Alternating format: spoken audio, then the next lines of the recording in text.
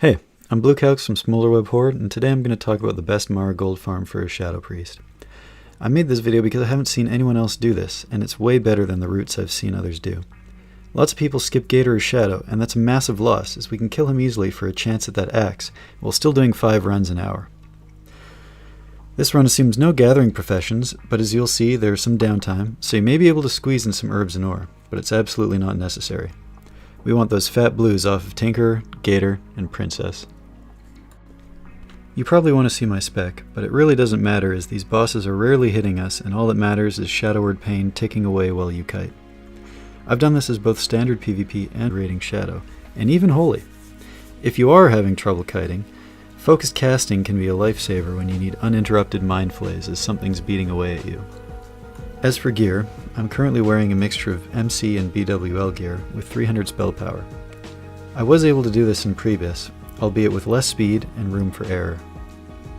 One item that you absolutely must have for this run is the Skull of Impending Doom.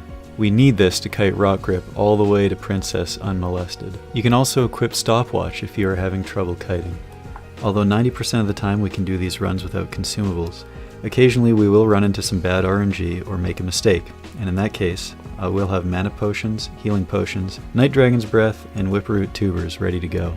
If you are a raiding Shadow Priest, you should have plenty of these ready to go anyways. And the gold you save by not dying and having to make that run back from the graveyard far exceeds the gold that you lose by consuming them.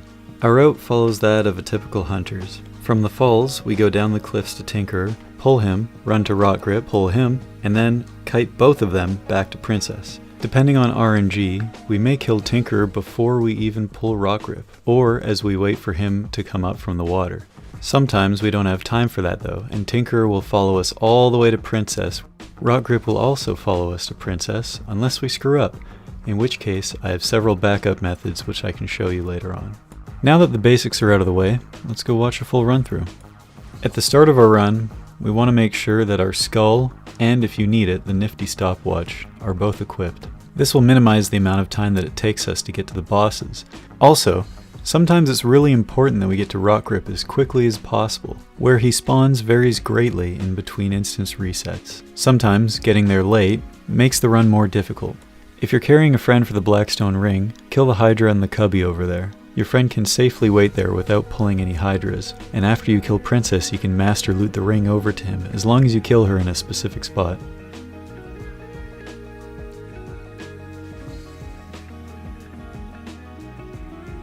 After we pass the first rock patrol, we're going to use our skull and head towards Tinker. The position of this patrol also varies in between instance resets, so make sure that you don't use the skull until reaching this point or you know you can safely get past them without wasting it.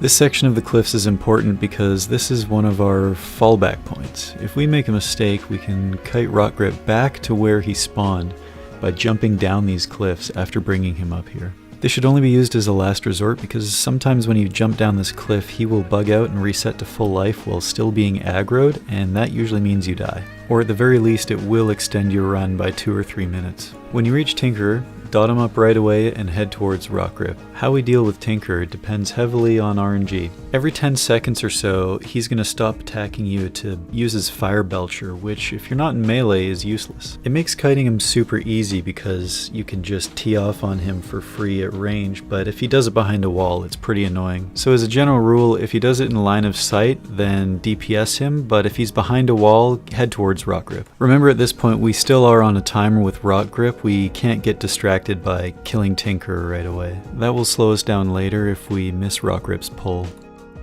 This Rockgrip pull is the most important part of the run. If we get here on time, we're always going to do it from the same spot, and we're going to mess with his pathing a little bit so that he doesn't pull any Hydras. Most of the time it's no issue if we pull a Hydra, however sometimes it will force us to do that cliff maneuver that I was telling you about earlier, which will severely slow down the run and possibly ruin it if one or both of them resets to full life as a result. Remember that no matter how low Tinkerer gets, we can always kill him at the very end after Princess and Rod are dead. Do not miss this Rockgrip timing just so that you can finish Tinkerer off. We always want to pull Rockgrip at the very end of this bridge on the left side. There's one Hydra underneath the bridge and one at the cave mouth which he's going to enter, and ideally we don't pull either of these. As I stated before, pulling these can ruin your run or at least cost you a lot of time. Now there's a bug that allows Rockgrip to attack you from the water even when you're standing on the bridge. Thankfully this bug will actually also mess with his pathing if we stand in the right place. So by patrolling back and forth on this little ledge here, we can actually guide him over to the corner, and that way he won't pull the Hydra in the mouth of the cave. At this point we have about a 10-second window to do as much damage as possible to Tinker or even finish him off. Every bit of damage that you do here speeds up the run a little bit, but if you stay longer than 10 seconds or so, it will slow down the rest of the run, as you'll see shortly.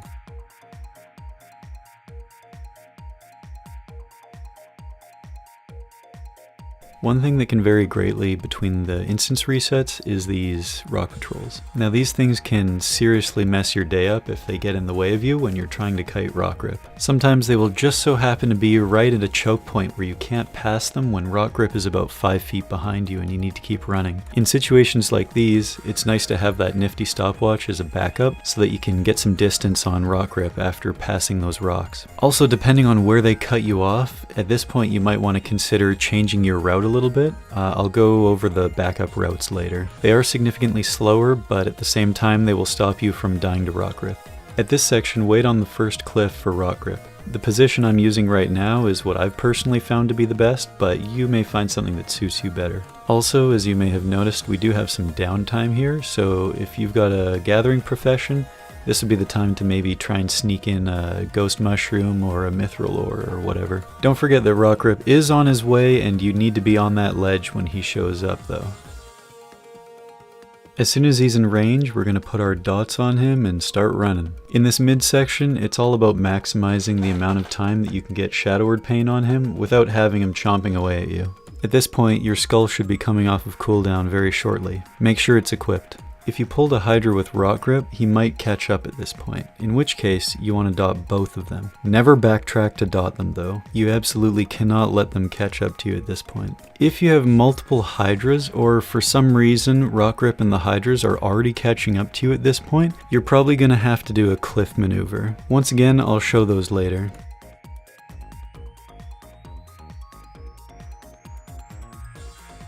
If you don't have the Skull of Impending Doom, Rockgrip is going to catch up to you here. Turn and fight him on the bridge, and if you feel like you're going to die, refresh your Shadow Word Pain and jump off the bridge. He won't aggro those dinosaurs down there. This should give you enough time to replenish some HP or bandage if you need it, while Shadow Word Pain finishes him off. If you do have the Skull of Impending Doom, now's about the time that you want to use it, and just continue the kite all the way to Princess.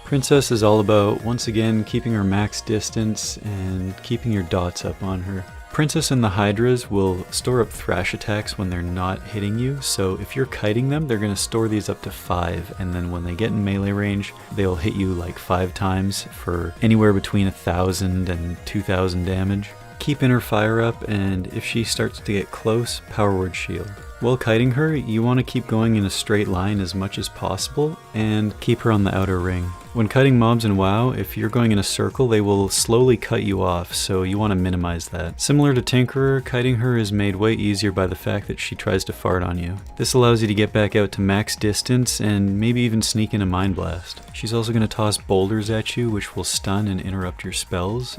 You can line of sight these, and even outrange them if she tries to cast them at max distance while you're kiting. If she does throw one at you and you're not going to finish your cast in time, just cancel it, because it's possible to resist the stun and still get hit by the interrupt, which will lock you out of shadow for 8 seconds.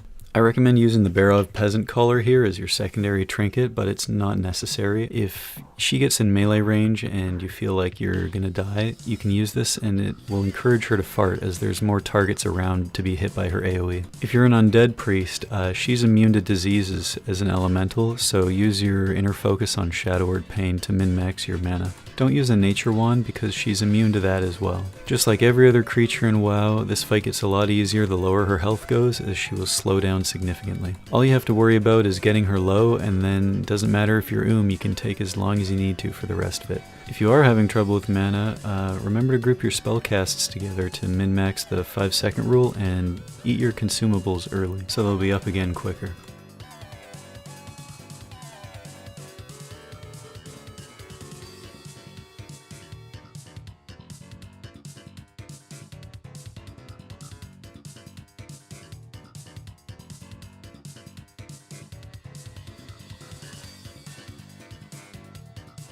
If you're doing a Blackstone ring carry, you need to kill her in a specific spot so you can master loot it back to where your friend is waiting in the original chamber. Alright, let's look at some backups and alternatives. When doing a Blackstone ring run, pull this Hydra with you before you start. We're going to want to kill him before we jump off the first cliff. Until then, same thing with all the other mobs, maximize your dot up time, and always keep moving towards the next boss. The guy that you're running needs to go into the cubby where you pulled this Hydra and stay there. Kill Princess in that spot that I just showed you, and you can easily master loot the ring over to him.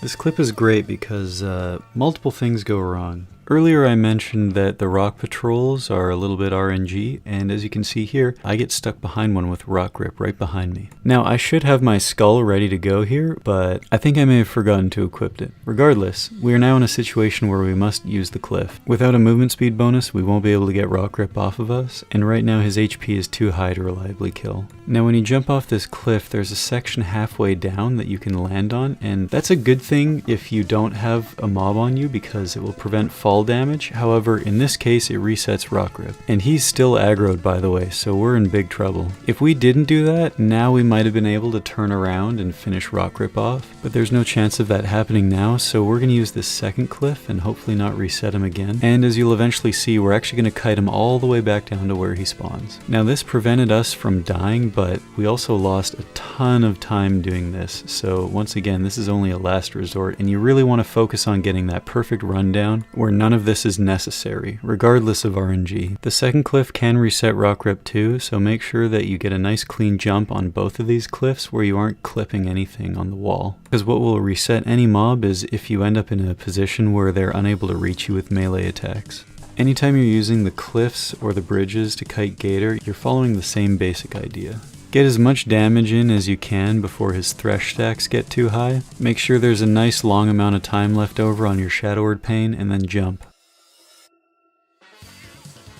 When he catches up to you in the water, get one last dot on him from the cliff and then start swimming backwards. Finish him off, make sure your mobility items are back on, and run to Princess.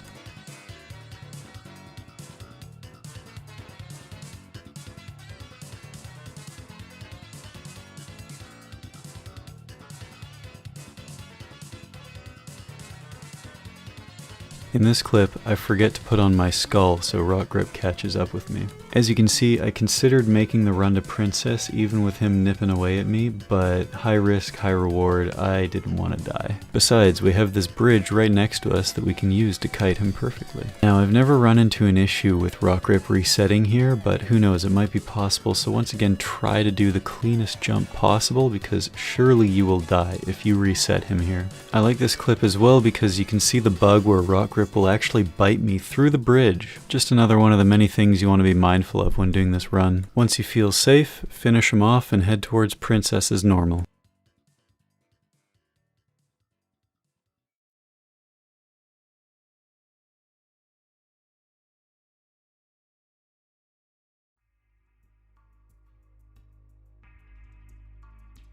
Let's review what makes this run so much faster. The typical priest run that I've seen involves ignoring Rockgrip or leaving him until after Princess. Typically, this is because people don't know how to kite him to princesses as Shadow Priest. By abusing the cliffs with our dots, we can get around this. This allows us to do the instance in the most efficient way possible, by having maximum dot uptime and always moving between the bosses. If we skip Rockgrip, we're missing out on that gold, and we're probably going to run into the instance cap doing more than 5 instances an hour.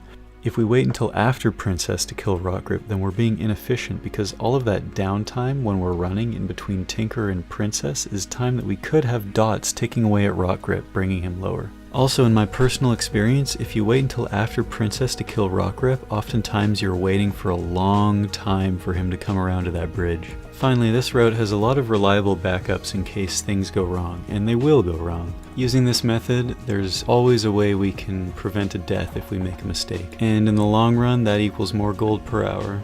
Personally, I've managed to almost get down to 9 minutes, and I'd love to see what you guys are capable of using this method. If something was unclear or if you have questions, hit me up in the comment box below. Some of these clips were taken directly from my Twitch. Follow me there to come hang out and watch the process live. Thank you all for watching, and good luck in Mara.